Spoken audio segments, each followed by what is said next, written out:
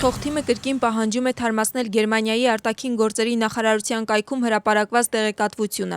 Վրացական երազանքում հայտարարում են, որ այս հարցի վերաբերյալ հարցեր տվել են գերմանացի դիվանագետներին Վայմարյան եռանկյունու երկրների պատվիրակության հետ հանդիպման ժամանակ, սակայն համոզիչ պատասխան չեն լսել։ Իսկ ընդդիմության գնահատմամբ Եվրամիությունը չի ճանաչում վրացական իշխանության լեգիտիմությունը եւ Գերմանիայի արտաքին գերատեսչության կայքում հրապարակված տեղեկատվությունը ոչ թե տեխնիկական խափանում է, այլ քաղաքական որոշում։ Հիշեցնենք, որ Գերմանիայի արտաքին գերատեսչության կայքում Վրաստանի նախագահ դեռ նշված է Սալոմե Զուրաբիշվիլին, իսկ արտաքին գործերի նախարար Իլիա Դարչիաշվիլին։ ՄԱԿ-ի բնակչության հիմնադրամը կշարունակի համագործակցությունը Վրաստանի հետ կրթական համակարգում, այդ թվում մասնագիտական կրթության եւ վերապատրաստման ծրագրերի զարգացման աջակցման նպատակով։ Նշվածի վերաբերյալ զրուցել են կրթության նախարարը եւ հիմնադրամի ներկայացուցիչը Ամերիկայում։ Կողմերը քննարկել են Վրաստանի եւ հիմնադրամի միջև ընթացիկ ծրագրերը եւ հետագա համագործակցության հեռանկարները։ Կարևորվել է նաեւ ՄԱԿ-ի հանրային ծառայությունների ֆորումը, որը նախատեսվում է անցկացնել Վրաստանում ընթացիկ տարվա հունիսին։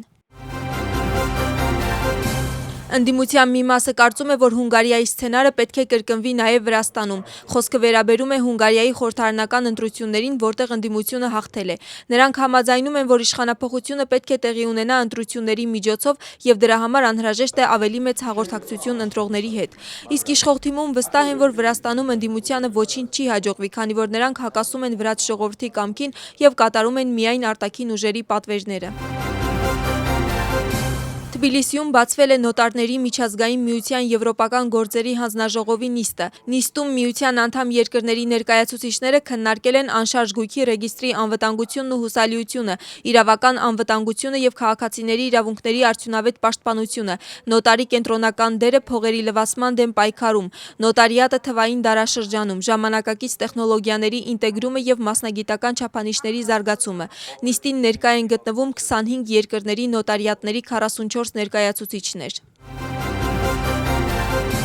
Վրաստանի ներքին գործերի նախարարության փորձագիտական քրեագիտական վարչության պատվիրակությունը մասնակցել է միջազգային ֆորումին։ Նիստը անցկացվել է Վաշինգտոնում։ Մասնագետները քննարկել են թվային տեխնոլոգիաների զարգացման արդյունքում առաջացող նոր մարտահրավերները, ինչպես նաև հանցագործությունների բացահայտման եւ ապացույցների մշակման ժամանակակից մեթոդաբանությունները։ Այսի շրջանակներում վարչության համակարգչային եւ թվային տեխնոլոգիաների փորձաքննության բաժնի երկու ներկայացուցիչներ անցել են միջազգային դասընթացավարների ծրագրի առաջին որակավորման փուլը։ Նպատակն է բարձրացնել աշխատակիցների որակավորումը եւ ուժեղացնել կառույցի ինստիտուցիոնալ կարողությունները։ Խոշոր եւ առանձնապես խոշոր չափերով թմրամիջոցների ապօրինի ձեռքբերման, պահպանման եւ իրացմանը նպաստելու մեղադրանքով ձերբակալել են Ուկրաինայի երկու քաղաքացու։ Անձնական եւ ժամանակավոր տների խուզարկության, ինչպես նաեւ քննչական փորձարարության ժամանակ նրանց կողմից մատնանշված վայրերից որպես իրեղեն ապացույց առգրավել են մեթադոն եւ թմրամիջոցների փաթեթավորման համար անհրաժեշտ նյութեր։ Հանցագործությունը նախատեսում է մինչեւ 20 տարի կամ ցմահ ազատազրկում։ Եվրահանձնաժողովի նախագահը ողջունում է Լիբանանի եւ Իսրայելի միջև հրադադարի մասին համաձայնագիրը։ Սա թեթևացում է, քանի որ այս հակամարտությունն արդեն շատ մարդկանց կյանք է զոհել։ Այժմ մեզ անհրաժեշտ է ոչ միայն ժամանակավոր դադար, այլև ճանապարհ դեպի մշտական խաղաղություն, գրում է Ուրսուլա ֆոն դեր Լայենը։ Նրա խոսքով Եվրոպան կշարունակի կոչ անել Լիբանանի ինքնիշխանության եւ տարածքային ամբողջականության լիարժեք հարգելուն ու աջակցել լիբանանցի ժողովրդին։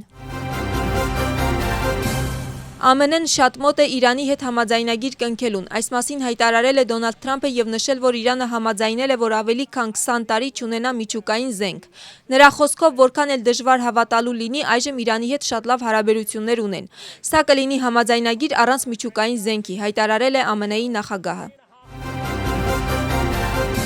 Ռուսաստանը չպետք է լինի Ուկրաինայում պատերազմի հաղթող, հայտարարել է Գերմանիայի ֆինանսների նախարարը։